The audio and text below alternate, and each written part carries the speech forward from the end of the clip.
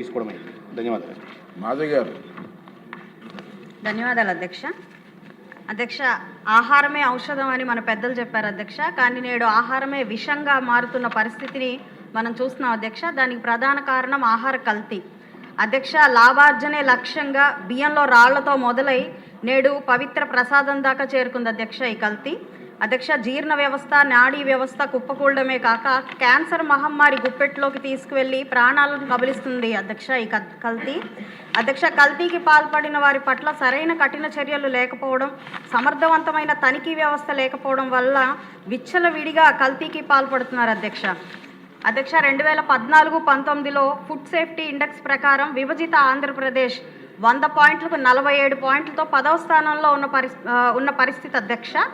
ఆ పరిస్థితిని గమనించి గౌరవ చంద్రబాబు నాయుడు గారు కల్తీపై ఉక్కుపాదం మోపాలని ముందుగా సిబ్బంది కొరత తీర్చడం కోసం 2018లో ఒక జీవో పాస్ చేసి సిబ్బంది నియామకం కోసం చేసింది అధ్యక్ష. అయితే గత అవివేక, అసమర్థ, అహంకార పూరిత ప్రభుత్వం, ప్రజారోగ్యం పట్టని వైసీపీ ప్రభుత్వం ఈ జీవోను చెత్తకుప్పలో వేసింది అధ్యక్ష.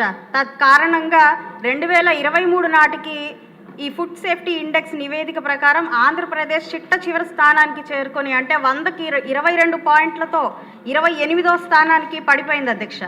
ఇప్పుడు మరలా మన ప్రభుత్వం టెస్టింగ్ ల్యాబ్లు ఏర్పాటు చేసి సిబ్బంది నియామకం కొంత చేసి చిట్ట చివరి స్థానం నుండి పైకి వస్తూ క్యాచింగ్ అప్ స్టేట్గా ఎదగడం హర్షణీయం అధ్యక్ష.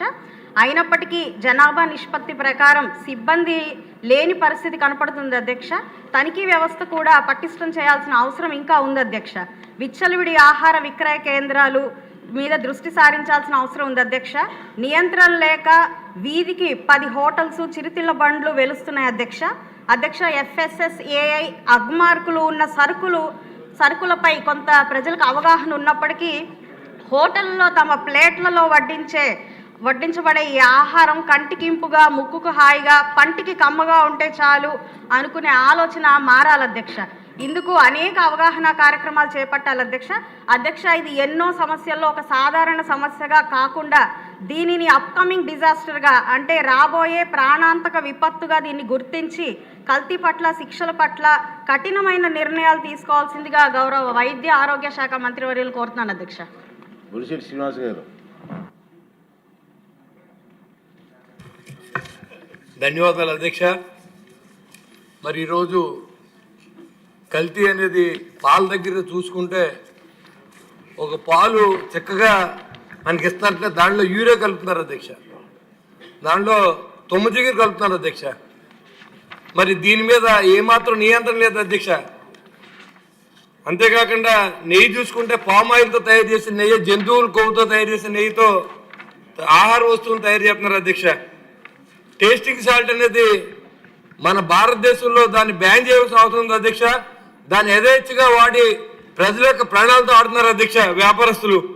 అదేవిధంగా కాఫీ, టీల్లో కూడా చింతపిక్కల పొడిని వాడుతున్నారు అధ్యక్ష.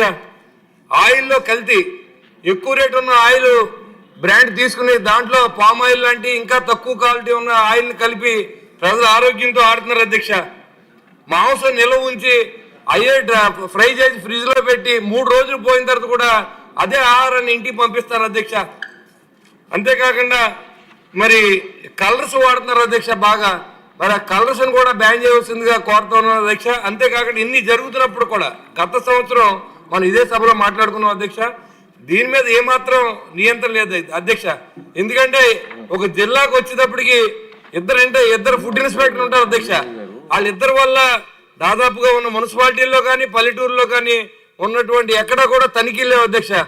ఎవరైతే కల్తీ చేస్తారో వాళ్ళకి కఠినమైన శిక్ష విధించేలా చట్టం తయారు చేస్తాం కానీ ఇది కంట్రోల్ అవ్వదని చెప్పి మీ ద్వారా కోరుతున్నాను అధ్యక్ష. ఇవాళ పాలు అనేవి నీళ్ళ కంటే తక్కువ రేటుకి అమ్ముతున్నారు.